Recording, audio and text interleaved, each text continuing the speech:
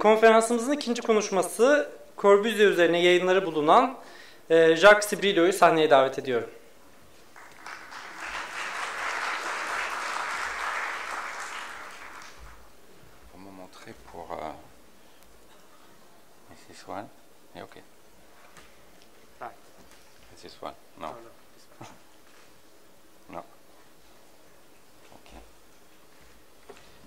Good evening. First of all, I would like to apologize because my English is not so good to give this lecture in French, in English, and in Turkish too.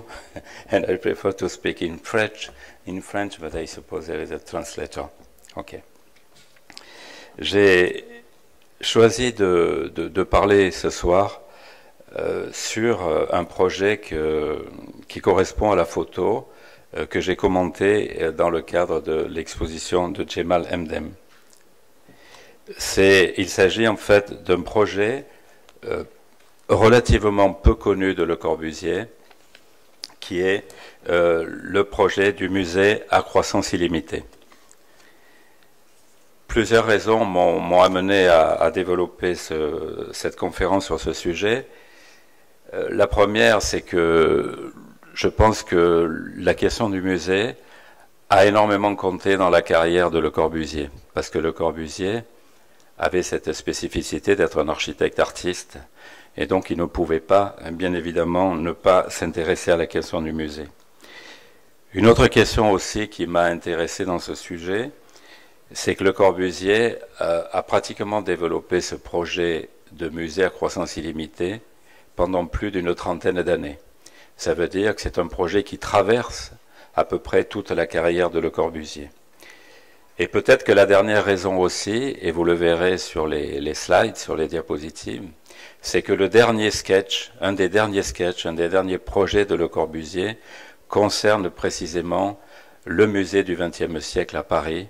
Et je trouve très touchant que le dernier projet de Le Corbusier était en fait sur ce sujet du musée. J'essaie de...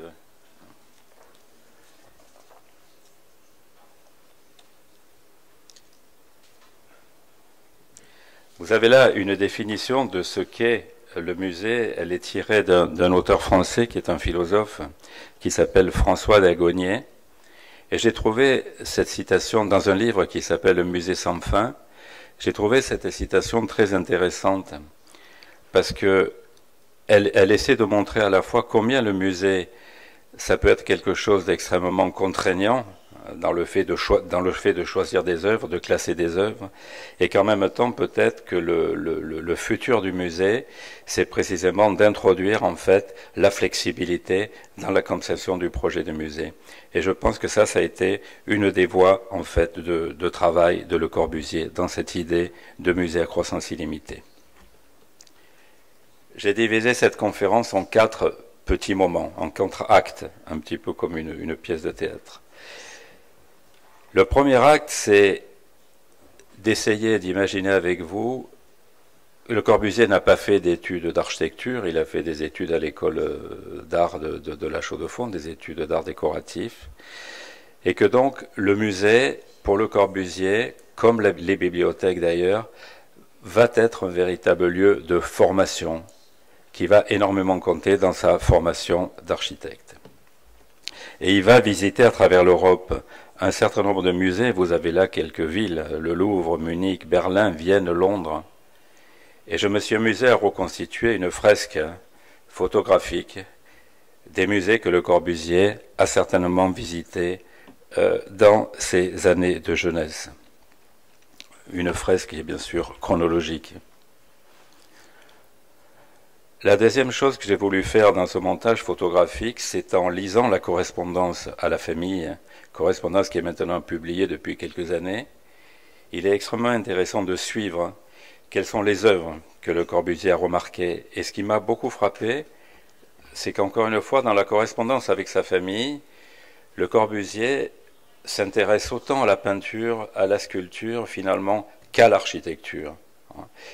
On ne peut pas dire qu'il est plus obsédé par l'architecture que par la peinture ou par la sculpture. Et j'ai même envie de dire que comme sa mère était musicienne, il fait part aussi de tous les concerts auxquels il a pu assister, et c'est extrêmement intéressant parce que ça nous donne comme ça une espèce de trace dans la manière dont Le Corbusier, encore une fois, construit son itinéraire.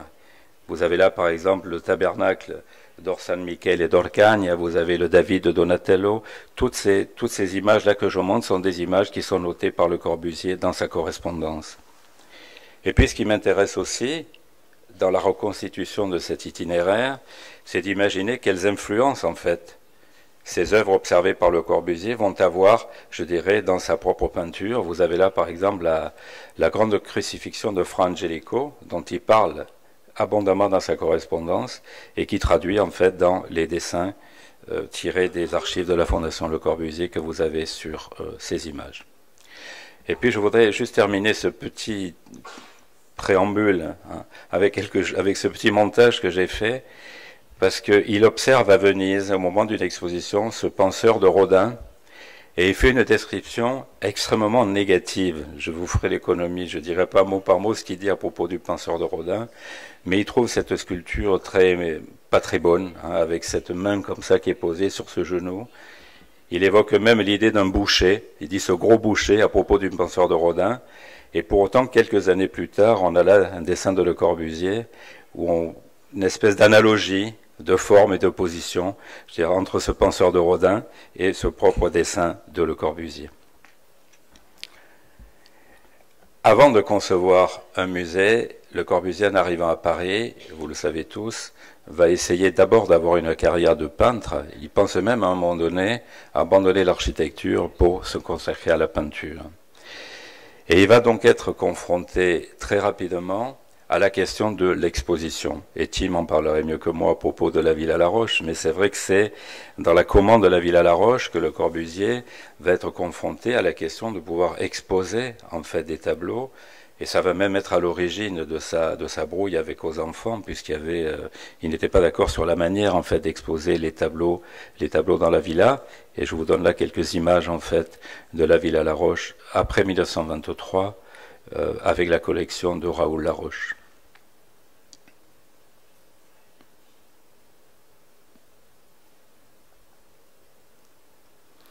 Photo de la Villa Laroche actuelle. Vous le savez peut-être, mais dont on vient en fait de modifier la couleur, de retrouver en fait les couleurs originelles.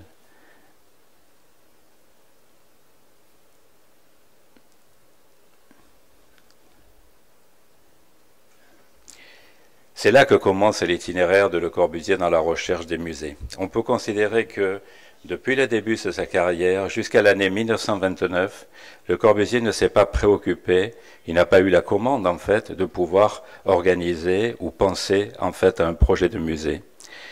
Et en 1929, il y a une commande qui échoue, c'est après l'échec au concours du Palais des Nations, où Le Corbusier va être engagé sur un projet qui s'appelle la Cité mondiale, dont on va voir quelques images par la suite, et où, comme à son habitude, dans sa stratégie de projet en tant qu'architecte, pour Le Corbusier, il ne s'agit pas simplement de répondre à un programme, de répondre à une commande, mais quelque part de reformuler complètement la commande pour finalement essayer d'établir un standard. Et ça va être véritablement une marque de toute l'œuvre de Le Corbusier, c'est-à-dire trouver le standard du logement individuel, comme on le voit avec la maison Citroën, trouver le standard du logement collectif, comme on le voit avec l'unité d'habitation, trouver le standard de l'usine, comme on le voit avec l'usine Duval, et finalement aussi trouver le standard du musée, et comme on le voit ici avec le musée d'Ahmedabad ou avec la photo de Djemal que j'ai choisie sur le musée de Chandigarh. Et vous le voyez dans le plan de la ville contemporaine de 1922, par exemple, dans ce magnifique plan, on voit des logements, on voit des tours de bureaux, mais aucun édifice type musée n'apparaît.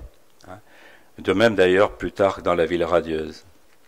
Et pourtant, dès 1929, Le Corbusier a un sponsor. Ce sponsor s'appelle Paul Otlet. C'est un Belge, c'est une sorte de philanthrope socialiste qui a une idée de développer un projet à Genève qui va s'appeler la Cité mondiale. Et l'image qui est à droite est très intéressante parce que c'est une image qui est qui représente un petit peu l'ancêtre de l'ordinateur, d'Internet aujourd'hui. Paul Otlet avait organisé comme ça cette idée de construire un immense meuble dans lequel on aurait eu beaucoup de tiroirs, et dans ces tiroirs on aurait mis des fiches, et toutes ces fiches auraient représenté quelque part la connaissance du monde et la connaissance du développement. C'est suite à l'échec du concours du Palais des Nations en 1927 à Genève que Le Corbusier s'engage dans ce projet de la Cité mondiale. On est donc là à Genève, au bord du lac, et je vous montre quelques images, et voilà à peu près ce qui est le premier croquis qui nous fait apparaître en fait cette idée de musée développée par Le Corbusier. Alors certes, il y a une analogie entre ce projet d'atelier d'artiste qu'il avait fait en 1910 à la Chaux-de-Fonds et l'idée de ce musée. Il y a aussi la ziggourate que vous voyez sur la gauche. L'idée de ce musée que Le Corbusier va développer, je sais, j'ai pas de pointeur, mais vous voyez ici sur l'image cette pyramide de musée. Voilà la coupe. Voilà une vue d'ensemble sur ces magnifiques dessins avec le lac Léman. Et vous avez ici le musée qui se trouve là. Et puis le master plan de cet ensemble en fait qui s'appelle la Cité mondiale, avec donc le musée qui se trouve ici, et puis des bâtiments universitaires qui sont tout autour. C'est d'ailleurs très intéressé, je le dis, s'il y a quelques architectes dans la salle, de faire ce montage entre un plan d'Aldo Rossi pour le cimetière de Modène et en même temps ce projet de Le Corbusier pour le musée mondial. Alors l'idée du musée à croissance illimitée, elle est relativement assez simple. Le Corbusier reprend la figure biologique de l'escargot, c'est-à-dire l'idée que la connaissance se développerait sans fin. Et donc il propose en fait une typologie de musée, une typologie spatiale bien évidemment, qui permettrait en fait le développement de cette architecture. Ce sont donc 3 nefs, vous le verrez sur la coupe, qui se développent en parallèle et qui sont censées en fait mettre en correspondance les œuvres elles-mêmes, le temps où elles ont été pensées, et puis le lieu dans lequel elles sont projetées. Une espèce d'attitude synthétique qui permet dans l'espace de faire se confronter les œuvres, le temps et le lieu. Voilà quelques images de ce projet de 1929, avec un photomontage. Corbusier ne va pas réaliser, la Cité mondiale va être abandonnée, Le Corbusier ne va pas réaliser le projet, mais c'est ça qui m'intéresse, c'est-à-dire qu'à partir de 1929 jusqu'à la fin de sa vie, toujours on va voir ce projet de musée revenir. La deuxième fois que ce projet revient, c'est à Paris, en 1931, où Le Corbusier propose un musée d'art contemporain, et voyez qu'il reprend en fait la figure du musée à croissance illimitée, sauf que la pyramide maintenant est horizontale, la pyramide a disparu, et surtout, et je posais tout à l'heure la question à Djemal, s'il savait ce qu'est le crowdfunding. Le crowdfunding, c'est un système qui permet aujourd'hui de financer un film, de financer un livre, avec un apport financier de chacun, quand on n'a pas de budget. Et là, Le Corbusier imagine un système absolument étonnant, où il pense qu'un collectionneur de tableaux va venir avec son tableau, va payer un mur, et puis s'il a 2 tableaux, il va payer 2 murs. S'il a 3 tableaux, il va payer 3 murs, et s'il a 4 tableaux, il va faire une salle. Et s'il y a beaucoup de collectionneurs qui ont des tableaux, on va pouvoir faire un musée de cette manière-là. Et c'est une idée qui est tout à fait originale, et vous en avez ici la représentation. À Paris en 1937, ce projet, bien évidemment, ne va pas se faire une nouvelle fois. Et 6 années plus tard, en 1937, à propos de l'exposition de Paris, il va proposer une nouvelle fois ce musée à croissance illimitée. Et ce qui est intéressant dans ce dessin, c'est de voir la partie du musée elle-même, mais même le dessin du jardin, en fait, reprend cette idée de spirale et de croissance illimitée. Et puis chaque fois que Le Corbusier, à partir de ces années-là, va faire un projet d'urbanisme, et c'est là où je reviens un petit peu à la notion de standard, on va voir dans chacun de ces projets ce musée se balader. Vous avez ici le projet pour Anvers, où le musée à croissance illimitée se trouve ici. Vous avez ici le projet pour Barcelone, où le musée à croissance illimitée se trouve ici. On a le projet pour la cité universitaire de Rio, au Brésil, et le musée donc se trouve, non pardon, le musée se trouve ici. Et assez curieusement, alors qu'à Paris on lance un concours pour le musée d'art moderne, Le Corbusier ne va pas proposer un musée à croissance illimitée, il va proposer le projet que vous voyez, mais qui ne sera pas réalisé.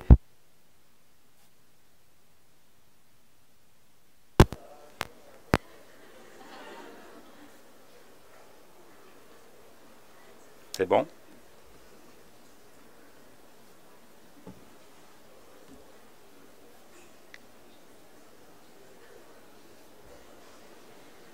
En français, on dit ça a planté. Voilà. Voilà un petit peu le schéma de cette spirale, la figure de l'escargot, et qui est bien sûr retranscrite avec le modulor dans la partie en dessous. Et puis en 1939, c'est-à-dire 2 années après, on a une nouvelle étape qui est franchie. Vous voyez pourquoi Le Corbusier est une espèce d'artisan qui toujours revient sur le projet. Et là, il va donner une définition beaucoup plus importante du musée à croissance illimitée, puisqu'en fait, il va en faire une maquette. Vous avez cette maquette sous les yeux. Et cette maquette, elle va être proposée pour beaucoup de villes. J'ai retrouvé dans les archives de la Fondation un projet pour Hollywood, un projet pour Philippeville en Algérie, et beaucoup de villes en fait où Le Corbusier va essayer de vendre ce projet à croissance illimitée. Et si vous avez observé la photographie de Djemal sur le musée de Chandigarh, on voit déjà qu'il y a une analogie formelle entre le musée de Chandigarh et ce musée à croissance illimitée.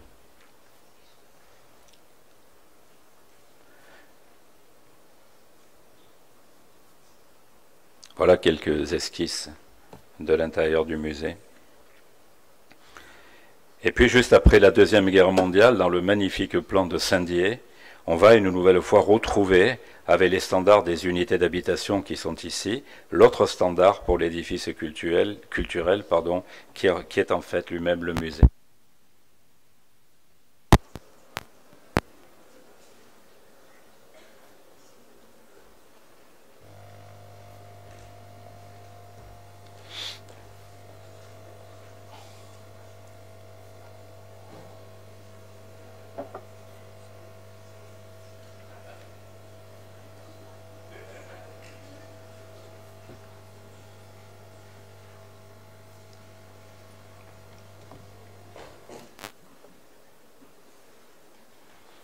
Voilà le master plan.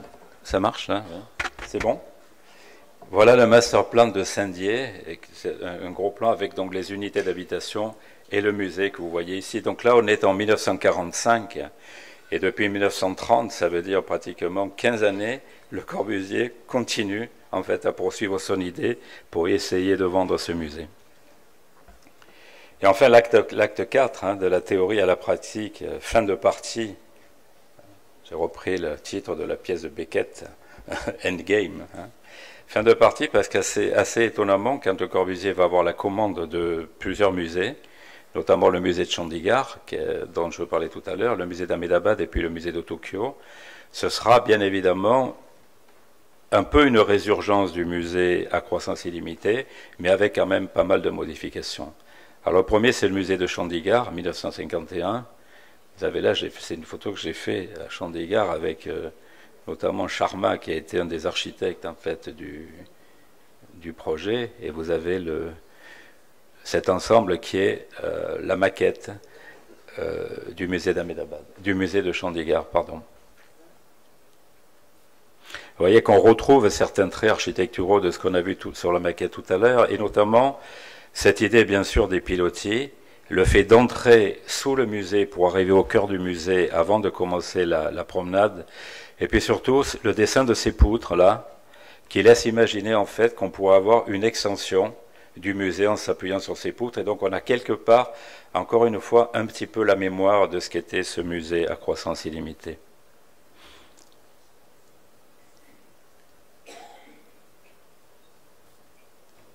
Voilà quelques photos de l'intérieur. Et assez étonnamment, cette image-là est un musée, c'est la photo d'un musée de la connaissance suite à l'abandon du projet pour le palais du gouverneur, qui devait être sur le Capitole, où le Corbusier, assez étonnamment, étudie un nouveau musée qui est un musée qui va s'appeler Musée de la Connaissance et qui, lui non plus, ne sera pas réalisé. Voilà quelques esquisses. Le musée d'Ahmedabad, qui est sur le même modèle, non, ça c'est la maison Sarabhai, avec M. Sarabhai et Doshi. Voilà le musée d'Ahmedabad.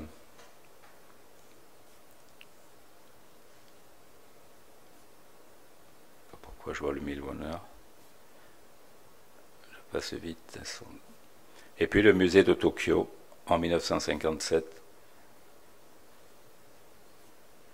qui clôt le cycle des projets de musées réalisés. Sauf que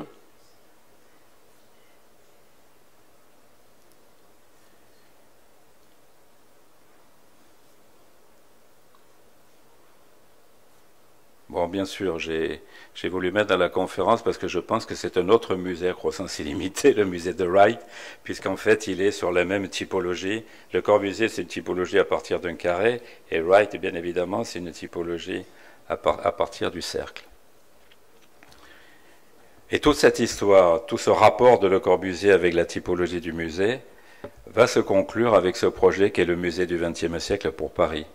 On est là en 1965. Donc c'est la dernière année, je dirais, de la vie de Le Corbusier, et le ministre français André Malraux commande à Le Corbusier en fait un musée du XXe siècle. Et André Malraux souhaite que ce musée du XXe siècle soit construit à Nanterre, c'est-à-dire dans le quartier qui se trouve aujourd'hui derrière la Grande Arche de la Défense. Et il veut même un multi-programme, c'est-à-dire il veut une école d'architecture, il veut un musée, etc., etc. Et on trouve à la Fondation ce document où ce qui est noté là est extrêmement intéressant parce que Le Corbusier dit urgent, il faut prendre rendez-vous avec Malraux, donc Malraux qui est le ministre de la Culture, pour localiser le XXe siècle dans Paris et non pas en limite de Paris mais dans Paris, c'est-à-dire une nouvelle fois.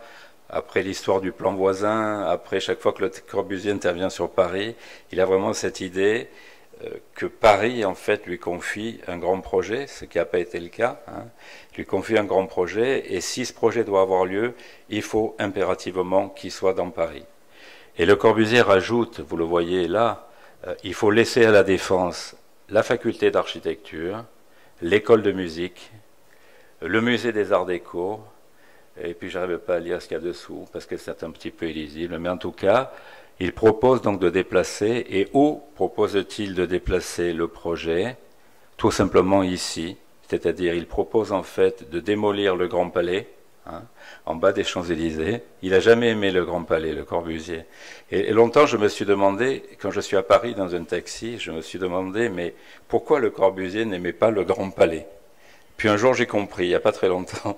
En fait, je crois qu'il n'aimait pas le Grand Palais parce qu'il admirait bien évidemment la Grande Verrière, mais il ne supportait pas l'idée que cette Grande Verrière ne soit pas comme le Crystal Palace, par exemple, ne soit pas une architecture de fer et de verre, et qu'elle repose en fait sur une base néoclassique. Et je crois que ça, Le Corbusier ne supportait pas. Il pensait que cet édifice n'était pas un édifice pur. Et voilà. Donc il proposait à André Malraux, bien évidemment ça ne va pas être accepté, il proposait à André Malraux de déplacer en fait le projet, vous avez ici la place de l'Étoile, et de venir en fait mettre le projet ici sur le voilà. Alors dommage que le dessin ne soit pas très bon parce que ce dessin est à la fois très émouvant. Parce que vous voyez la dédicace, vous avez là l'esquisse en fait de ce que serait, je sais pas, ouais, là on le voit, c'est peut-être meilleur sur l'écran. Vous avez là l'esquisse en fait de ce que serait le musée, mais ce qui m'a surtout intéressé, c'est la dédicace parce que ce dessin a vraisemblablement été fait au cabanon de Roquebrune Cap-Martin, et Le Corbusier a signé, dessiné par Le Corbusier en août. Enfin, en fait, il est mort, il s'est noyé au mois d'août, à la fin du mois d'août, et il a barré au mois d'août, et il a rajouté juillet 1965. Vous voyez, ce document est extrêmement émouvant parce que c'est vraisemblablement un des derniers croquis, en fait, de Le Corbusier. Puis après, le dernier petit musée, ça sera le pavillon de Zurich, mais c'est un peu une autre histoire. Alors je voulais juste terminer cette conférence en vous montrant quelques images, puisque j'ai découvert Jemal Emdem, à l'occasion d'une grande exposition que j'ai faite à Marseille sur le Corbusier il y a maintenant 2 années, et il nous a prêté de magnifiques photos qu'on a mis en scène en fait dans cette exposition. Et c'était très important pour moi aussi, cette exposition, parce que Marseille était capitale européenne de la culture en 2013. Et donc la ville voulait, la ville dans laquelle Le Corbusier a construit un de ses bâtiments les plus importants, qui est l'unité d'habitation, la ville de Marseille, qui est un port comme Istanbul, la ville de Marseille voulait rendre hommage à Le Corbusier. Et ce qui m'a intéressé de m'engager dans ce projet, surtout, c'est que le lieu à l'intérieur duquel on me demandait de faire l'exposition était sur le port de Marseille, hein, et à l'intérieur de ce hangar que vous voyez ici. Ça, c'était la première raison, c'est-à-dire faire une exposition sur Le Corbusier à Marseille et sur le port, pour un architecte, c'était vraiment très, très émouvant. Mais la deuxième raison, c'est que depuis ce lieu, pratiquement 2013, presque un demi-siècle avant, Le Corbusier s'était embarqué avec les autres congressistes des congrès internationaux d'architecture moderne, avec Fernand Léger, depuis Marseille pour aller vers Athènes et tenir le colloque d'où est sortie la fameuse charte d'Athènes. Donc ce lieu avait plein de significations, et donc c'était extrêmement intéressant de travailler là-dessus. Mais après, la difficulté pour moi, en tant qu'architecte, c'était de dire comment est-ce que je peux organiser un projet qui ne porte pas atteinte à Le Corbusier architecte. Comment exposer Le Corbusier quand on n'a pas de musée? Parce que j'étais dans un hangar pour les bateaux. Comment? Et alors peut-être qu'à ce moment-là m'est venue l'idée de penser un projet qui serait une exposition à croissance illimitée. Et je suis parti voilà le port de Marseille, et voilà le hangar à l'intérieur duquel nous avons fait cette exposition. Voilà l'immensité du hangar et la partie en fait qui était réservée pour cette exposition. Et alors, il me semblait très important d'organiser la scénographie de cette exposition en mettant les œuvres de Le Corbusier, les peintures, les sculptures, face à la ville et face à la Méditerranée. Et je ne voulais pas faire une black box pour qu'on voit les œuvres de Le Corbusier, mais je voulais qu'il y ait une véritable confrontation, une collocation, un colloque entre l'œuvre de Le Corbusier et Marseille et la Méditerranée. Et donc j'ai imaginé une scénographie où on n'est jamais enfermé dans une pièce, mais où on avait des murs, et puis on pouvait sortir sur des places, et depuis les places on pouvait voir la mer, où on pouvait voir la ville, et puis après on voyait les œuvres de Le Corbusier. Alors voilà pourquoi je dis exposition à croissance illimitée, parce que ça pouvait donner un schéma de ce type. Si on avait un petit budget, on faisait juste ça. Si on avait un peu plus de budget, on pouvait faire ça. Et si on avait beaucoup de budget, on pouvait faire la totalité. Et on a eu la chance d'avoir la totalité. Je le refais parce que ça me plaît beaucoup, cette histoire. On a eu la chance de pouvoir faire en fait la totalité de cette exposition. Voilà le hangar. Et le thème de l'exposition était sur le brutalisme, qui correspond à cette partie de l'œuvre de Le Corbusier qui vient après la Deuxième Guerre mondiale. Et moi, je trouvais que le hangar dans lequel on était déjà un hangar brutaliste, donc j'ai décidé de faire plutôt une architecture puriste pour se confronter au brutalisme du hangar. Et voilà quelques images de cette exposition. Le modulor était représenté au sol par des projections, comme vous le voyez.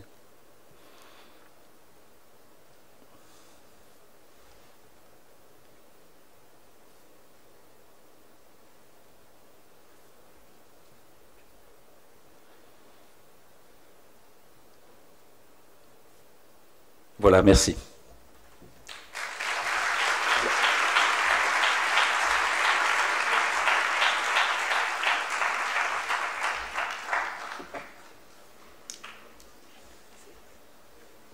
Je vais récupérer mes notes.